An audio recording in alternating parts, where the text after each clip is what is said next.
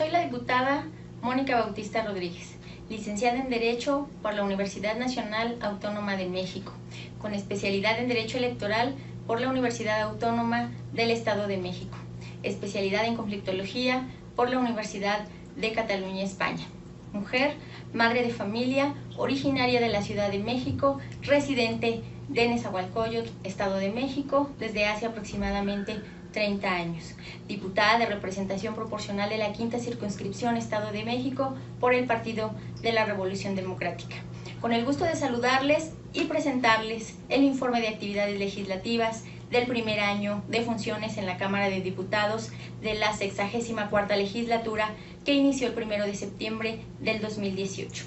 Mi trabajo legislativo en este primer año se puede dividir en dos rubros. El primero versa sobre mi participación en comisiones, en la Comisión de Relaciones Exteriores como secretaria de la misma, y en la Comisión de Derechos Humanos y en la Comisión de Trabajo y Previsión Social como integrante del 1 de septiembre del 2018 al 13 de marzo del 2019.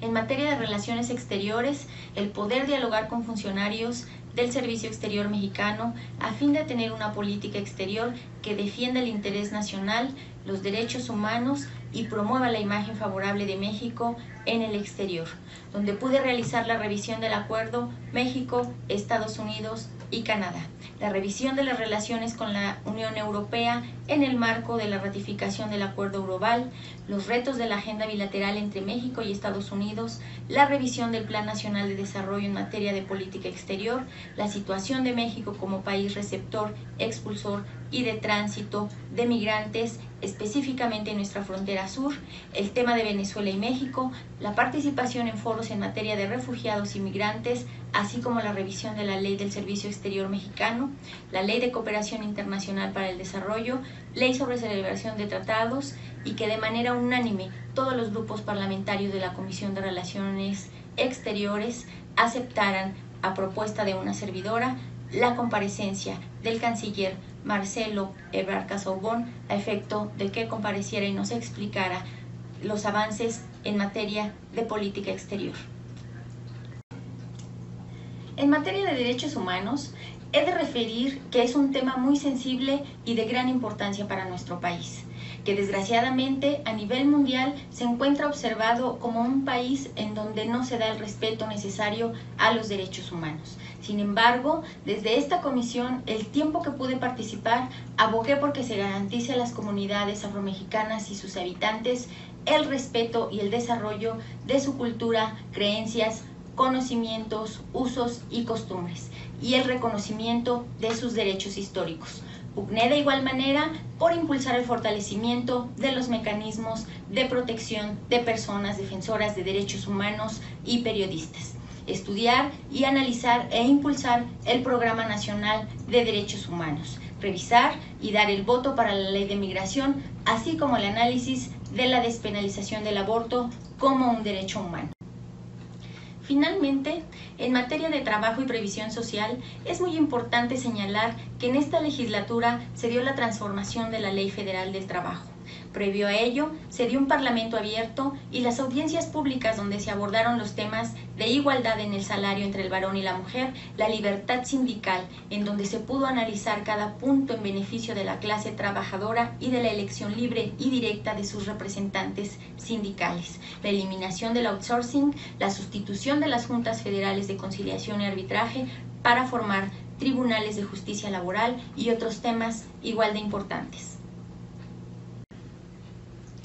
El segundo rubro de mi labor legislativa es el referente a mi participación como secretaria de la mesa directiva de la Cámara de Diputados, designada por el Grupo Parlamentario del Partido de la Revolución Democrática, encargo que ocupé del 14 de marzo del 2019 al 31 de agosto del año en curso, en donde la labor legislativa, que consiste principalmente en analizar el orden del día propuesta por la Junta de Coordinación Política, así como velar el cabal cumplimiento de nuestro reglamento y verificar el adecuado desahogo de las sesiones en el Pleno de la Cámara de Diputados, para así tener un verdadero Parlamento democrático en el que se escuche todas y cada una de las voces de los grupos parlamentarios ahí representados. Otro de los trabajos que como legislador he realizado en este primer año de funciones son las participaciones en la máxima tribuna en diferentes temas, como son el posicionamiento del grupo parlamentario del PRD en temas de interés o de reforma, como son el aumento al salario mínimo, la revocación de mandato, la ley orgánica de la Fiscalía General de la República, la reforma laboral, la ley de migración, la paridad de género, la ley federal de remuneraciones, la prisión preventiva oficiosa, el reconocimiento de pueblos y personas afromexicanas, el que maestros y jubilados, pensionados también, deben de tener un salario digno, la consulta popular, así como el cuestionar a diversos secretarios de Estado por el ejercicio de su encargo ante la comparecencia del Pleno en la Cámara de Diputados al sostener el informe de gobierno del presidente de la República en turno. Señor secretario de la Sedesol, buenas tardes. En el mes de abril del 2013, diversos grupos parlamentarios presentamos una solicitud de juicio político en contra de la entonces secretaria de Desarrollo Social, Rosario Robles, debido al nombramiento de operadores políticos del PRI en las delegaciones estatales de esta secretaría, quienes gestionarían los recursos con la finalidad de establecer lazos corporativos con el electorado en cada una de las entidades. Espero que sus respuestas sean auténticas a favor del pueblo de México. Bienvenido, señor secretario. Su gestión es una de las más polémicas por su ejercicio durante este gobierno.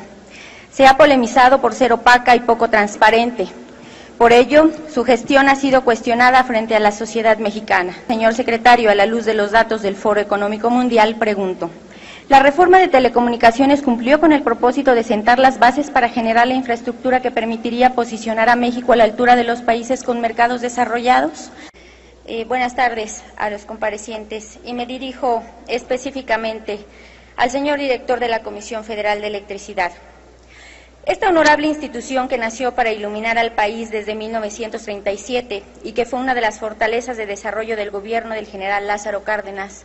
hoy se encuentra desmantelada por las políticas tecnocráticas que han imperado en las últimas 3 décadas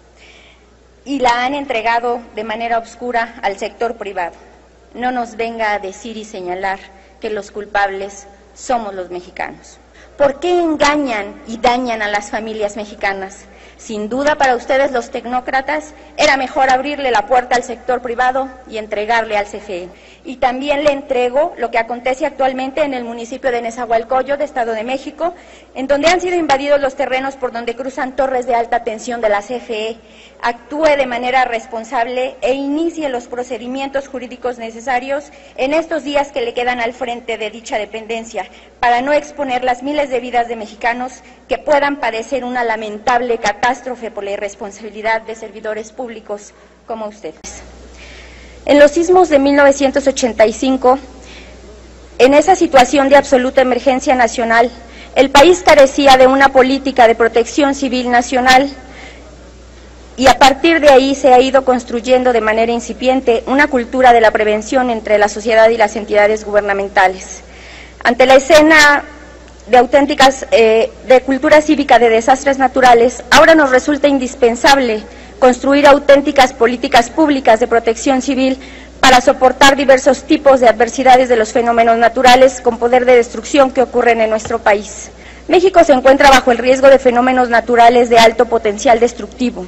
De acuerdo a datos oficiales, 1/4 parte de la población del país vive bajo la amenaza de enfrentar ciclones y 1/3 parte es vulnerable a sismos o terremotos. Los riesgos son elevados por las altas concentraciones poblacionales en México. Los asentamientos irregulares en zonas de peligro, aunado a la fragilidad social de amplios sectores de la sociedad, provocan grandes pérdidas materiales y humanas que representan un alto costo social y económico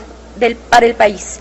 El modelo que aplicamos en México hasta ahora para atender las consecuencias derivadas de la ocurrencia de fenómenos naturales perturbadores es meramente reactivo, más por lo tanto, el modelo de coordinación nacional como unidad administrativa reactiva de la Secretaría de Gobernación debe de dar paso a un nuevo modelo de protección civil y gestión de riesgo de desastres a partir de la creación del Instituto Nacional de Protección Civil como un órgano administrativo desconcentrado de la misma Secretaría encargado de la gestión, operación, ejecución de las políticas públicas de protección civil, donde también se planifique, impulse, articule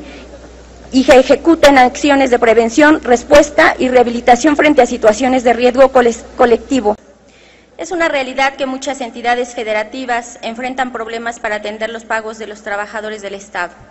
Pero también es correcto tener en cuenta que las deudas que han contraído muchos estados no son producto de su gestión, sino que están dadas la mayoría de las veces por parte de gobiernos anteriores. Cada administración que pasa es un eslabón más en una cadena de déficit en las finanzas públicas en los estados de la República. Situación que se ha traducido en un problema, dado que los gobiernos en turno suelen enfrentar dificultades para cubrir el monto de las nóminas, apoyos, bonos u otro tipo de pago económico a los empleados del sector público. El Grupo Parlamentario de la Revolución Democrática se muestra a favor del derecho de los trabajadores. Como todos sabemos, hoy los salarios en nuestro país son profundamente desiguales e injustos, que afectan las condiciones de vida de las personas. Ahí está el caso de los trabajadores que cuentan con una carrera profesional y especialidad de posgrado y doctorado en su caso, quienes sufren de salarios miserables, generando mayor desigualdad y degradación social. El Grupo Parlamentario del PRD está en total acuerdo de combatir la inseguridad con una Guardia Nacional Civil, pero insistimos en que México necesita una estrategia integral de seguridad pública para recuperar la paz sin guerra y la paz con justicia.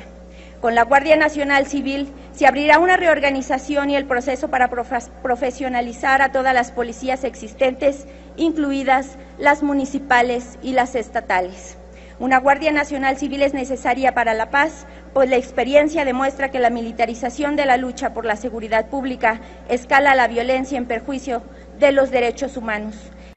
No intervención presidencial en el proceso electoral del 2019 con elecciones libres y justas. El país y los mexicanos, después del 1 de julio del año pasado,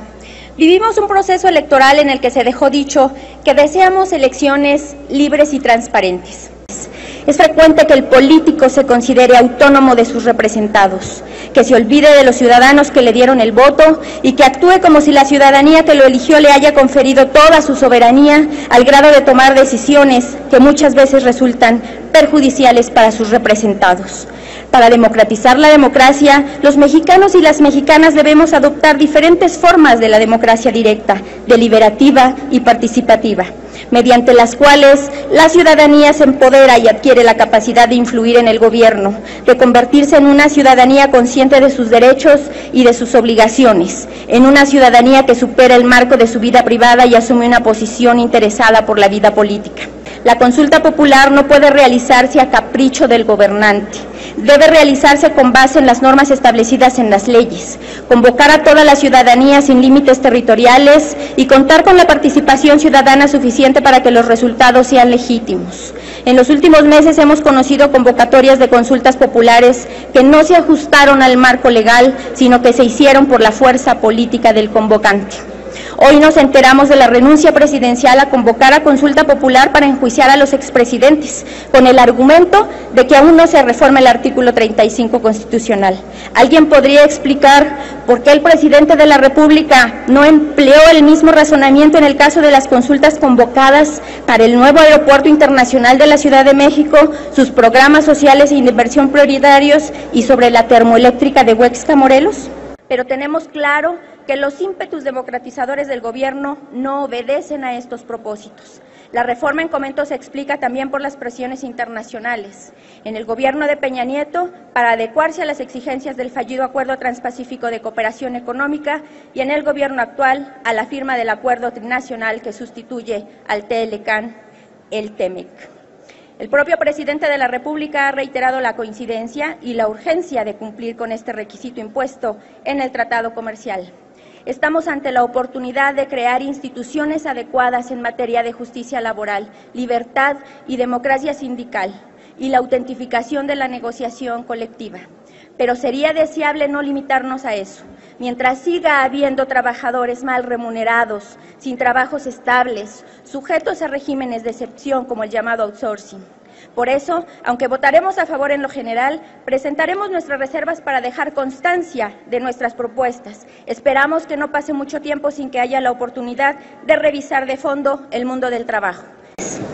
Hoy desde esta tribuna Saludamos con profundo beneplácito la presentación de este dictamen, que tiene por objetivo fundamental el de apoyar a padres y madres de familia que viven el drama de tener un hijo o una hija diagnosticado con cáncer. Pues además de enfrentar la lucha contra este mal y el dolor de acompañar a sus menores de edad en los tratamientos, que suelen ser internos y largos, pueden también enfrentarse a problemas laborales. Una actividad más que realizo como legisladora es visitar las colonias del municipio de Nezahualcóyotl, donde en la medida de las posibilidades se han entregado diversas ayudas en especie, como son lentes, aparatos ortopédicos, bastones, muletas, sillas de ruedas, a personas que lo necesitan y que su economía no les permite acceder a dichos artículos. De igual manera, hemos apoyado a las familias a regularizar su patrimonio con entrega de escrituras o bien con la entrega de testamentos, sin olvidar que he participado también en posadas y en la entrega de juguetes en épocas decembrinas y comenzando el año la tradicional partida de roscas de Reyes. Esto con el fin de continuar nuestras bellas tradiciones y fomentar en los hogares mexiquenses la esperanza y los buenos deseos. Como una ayuda más a toda la población, aprovecho este informe para dar a conocer la implementación de una campaña en beneficio de la gente que he denominado Brindando Certeza Jurídica para ti,